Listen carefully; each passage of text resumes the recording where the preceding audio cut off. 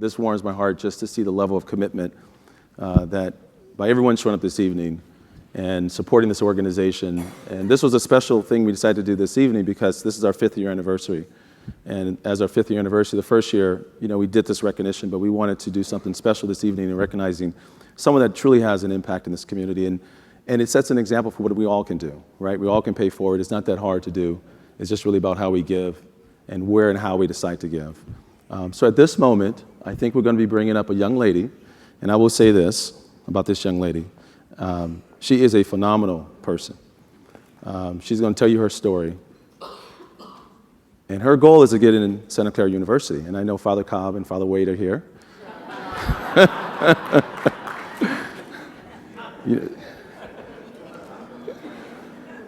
And so that's her goal. And she needs family, folks that love and care for her around her to circle that so that we accomplish and help her accomplish her goal. So at this moment, we're going to bring up Elizabeth.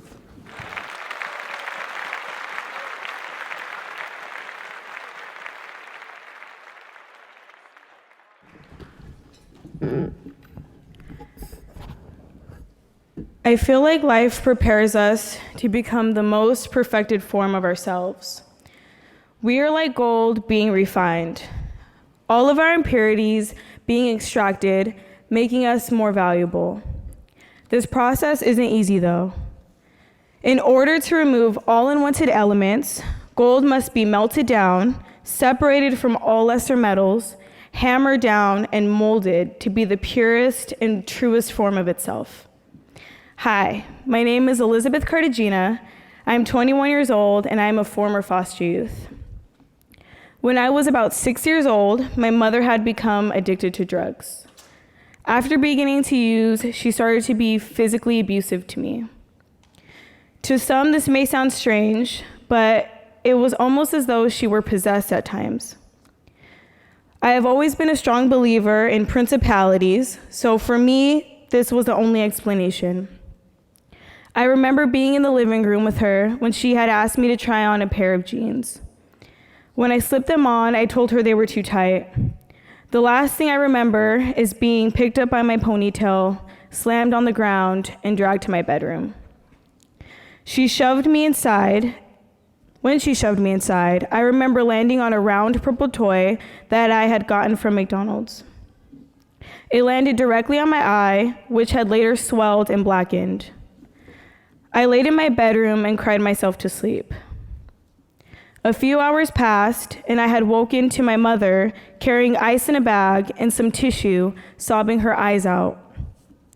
I knew she was sorry for what she had done and was just as confused as I was about what had happened and why. And being her daughter, her teammate, and her best friend, I had nothing but forgiveness and pity in my heart for her. This is just one of the many occurrences in which my mother had become physically abusive. And for an entire 9 months, my mother kept her pregnancy with my second brother a secret. The day the courts had gotten involved, I was sitting in my room watching cartoons. I heard weeping in the living room. I ran to the front of the house to find my mother holding her stomach and sobbing in pain. She told me to run next door for help, and I did. Everything from there is a blur. The only thing I knew is that my mother was in the hospital for about a week, and at the time, I didn't know why. I knew that when she came home, there was no baby with her. I later learned that there were drugs found in my brother's system, and he was adopted right out of the hospital. Our family was falling apart. None of this was a mother I knew, once unbreakable and determined, but people change, and when life gets tough, people lose sight of themselves. Now that I am older, I try to sympathize with my mom. I know it wasn't easy for her growing up, and being a single mom at 16 was hard too. She's only human, and just like the rest of us, can only take so much. She tried the best while she could, and her best was enough for me. Once I was placed in foster care at 8 years old, I was forced to grow up and fast. My first placement was with my brother John and his grandparents. As I should have expected, they favored John, which made me feel insignificant. I was isolated in a bedroom that they had used for storage and wasn't allowed to look in the fridge for food whenever I was hungry. This wasn't home at all. I remember when Christy, John's grandma, called my hair dirty because of its coarse texture. She made me wash it every single day until eventually it became brittle and broke off. I was never given the right hair products, and they never bothered to ask. I felt like a burden that they couldn't wait to send elsewhere. Instead of taking the time out to help me through my confusion and getting to know me, they shunned me. By age 11, I had 6 different placements, most of which felt like placements and never like homes. It felt like I was pressing the restart button over and over again. School was most challenging because I was nervous to talk to people all the time and must have had social anxiety. If you ask anyone who knew me prior to being taken away, I was a child who loved school, but once I entered foster care, I became uninterested in it. There was always too much going on at home for me to engage in class, and a lot of the time, the teachers didn't care much either. I would go home with little to no understanding of the curriculum. Oftentimes, I was treated like a troublemaker who was lazy and didn't want to learn, when in reality, I was depressed. I felt as if there was a constant raging storm happening inside of me, but no one could see it. As I've gotten older, I've noticed that oftentimes foster youth are criminalized. We are blamed for our behaviors, and sometimes we are treated as if we're in foster care because of something we've done. I noticed that this happened a lot with me, even when I lived with relatives. There was no understanding for why I lash out or keep to myself so much. This made me feel invisible because the real me had gone unseen for years. Now that I'm an adult, I am responsible for myself, and this scares me. I am 21, fighting through my depression and anxiety while trying to be the best person I can be in my friendships, relationship, and in the workplace. But oftentimes I fall short. Growing up, I have been told that I am the one to save my family, particularly my mom. But I am not God. I am just me alone, and I feel like I can hardly save myself sometimes. Regardless, I know I am blessed to have the support that I have had through Unity Care and other resources offered to foster youth. Without it, I have no idea where I'd be. When I was 19, I moved into Unity Care's transitional home right out of the hospital for an attempted suicide. At the time, things were quite grim, but I felt positive about the changes that would come with moving into Unity Care's transitional home. The program helped me prepare for complete independence. I sat down with Caitlin, the house manager at the time, and discussed budgeting, getting my own apartment, and staying on top of my school curriculum. They provided food cards and Target gift cards for everyone in the house, and best of all, they made it feel like home for us. Once a week, we'd have meetings with all the girls and staff able to attend to discuss how things are going in the house and what can be worked on. Today, I am living on my own thanks to Unity Care.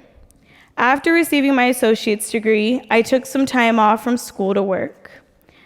I worked with autistic kids for about a year, but I am currently looking for work.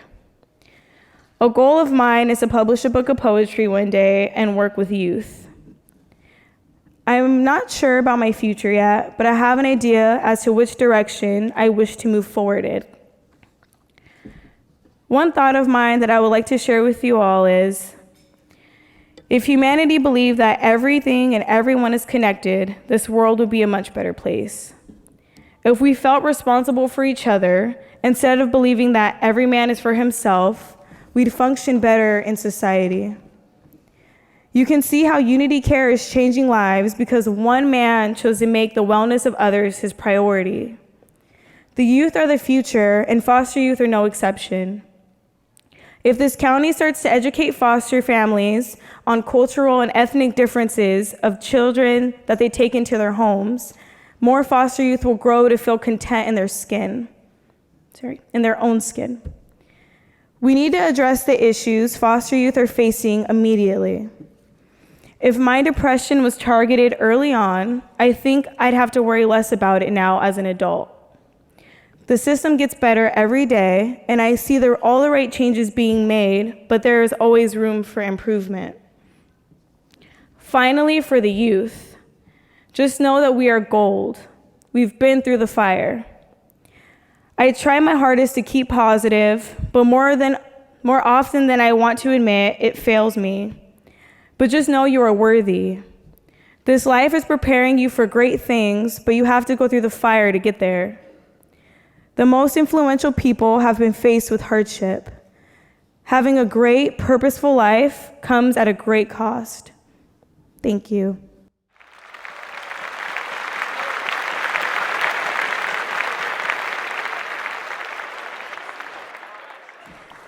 As I mentioned earlier, I'm an aspiring poet, and I would like to share a poem with you guys that I called Curses. Just gonna say, I don't really share my poetry often, so bear with me. Okay.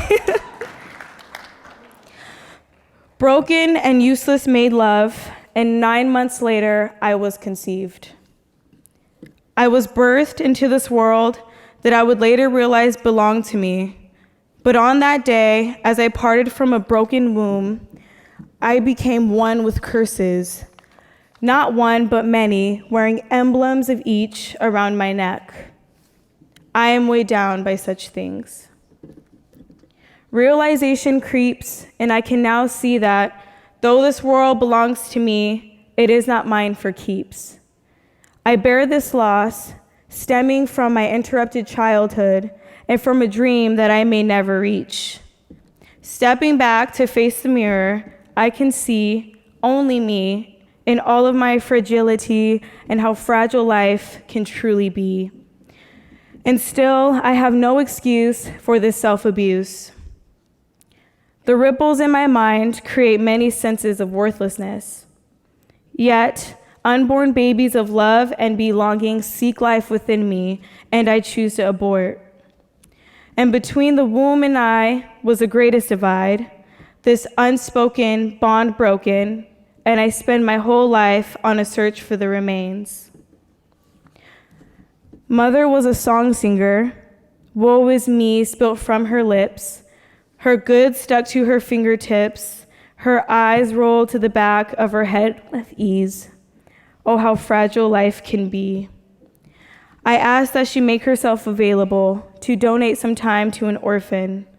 A soulless body, I let her rest, wishing to place my head on her chest.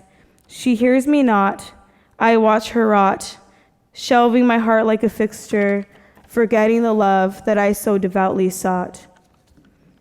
I take my curses with me, seeing the value in each. They keep me humble, they keep me sure of a destiny that I could never breach. Thank you.